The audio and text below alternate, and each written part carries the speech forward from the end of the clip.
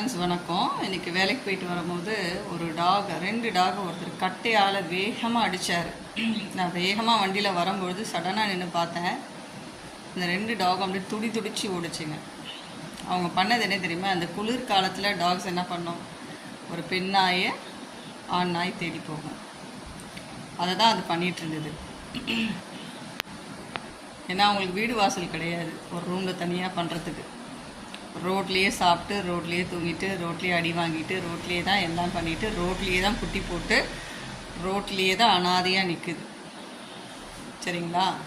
நம்ம செய்கிற எந்த தவறாக இருந்தாலும் சரி, நம்ம செய்கிற எந்த ஒரு விஷயமா இருந்தாலும், நன்மையாக இருந்தாலும் அது தீமையாக இருந்தாலும் கடவுள் எங்கே தன்மை கொண்டு வருவார், ஜட்ஜ்மெண்ட் நியாயத்திற்கு நாளில் கொண்டு வருவார். இல்லை அப்படின்னு சொல்லவே முடியாது. கடவுள் படம் போட்டு காமிப்பார், இந்த டைமில் இந்த இடத்துல நீ இது பண்ணன்னு சொல்லி.